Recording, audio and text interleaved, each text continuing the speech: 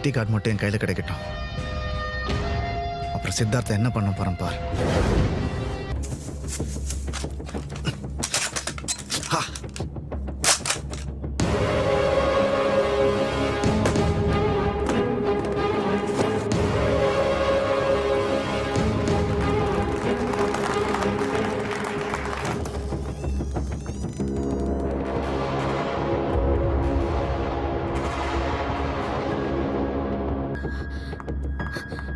டேய், என்னடா அது? என்ன பண்ணி வச்சிருக்க? என்ன இவ்வளவு ரத்தம்? விடு. இதாவது சொன்னதானே தெரியும். என்ன எதுவும் கேட்காத. நீ கிளம்பு இங்க இருந்து.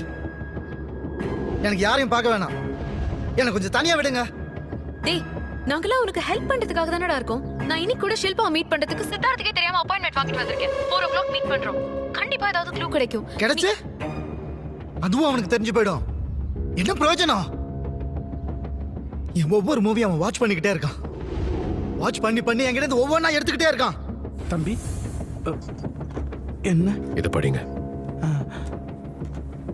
Excuse me.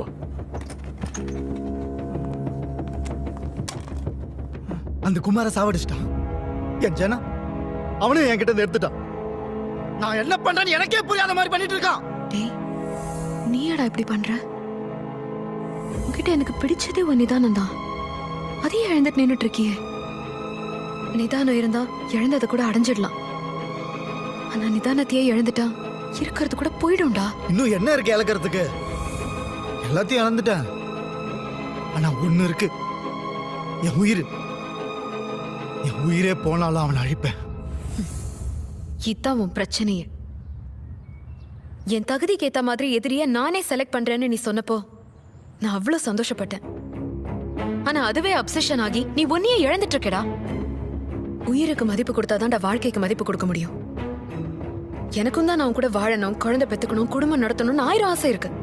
ஆனா நீ வாழணும்னு நான் நினைக்கிறது ஏன் சுயநலத்துக்காக கிடையாது. நீ நினைச்சதை நீ சாதிக்கணும்ன்றதுக்காக தான் நான் சொல்லிட்டு இருக்கேன். நீ என்னமோ உயிரே போனாலும் அவனை சாவடிப்பேன்னு பெருமையா சொல்லிட்டு இருக்க. இதே அந்த சித்தார்த்த சொல்ல பாப்போம். அவன் சொல்ல மாட்டான். ஏன்னா அவனுக்கு இருக்கிற 1000 மித்திரன்ல நீ ஒரு மித்திரன் தான். அவன் உன்ன ஒரு தடையை மட்டும் தான் பாக்குறான். உன்னை தாண்டி போயிட்டே இருப்பான். ஆனா நீ தான் அவனை உன் டெஸ்டினி நினைச்சிட்டு இருக்க. நான் செத்தாவது அவனை சாவடிப்பேன்னு சொல்றதுதான் வீரம் நினைச்சிட்டு இருக்க. ஆனா நீ வாழ்ந்து அவனை சாவடிக்கணும். அதுதான் உண்மையான வீரம்.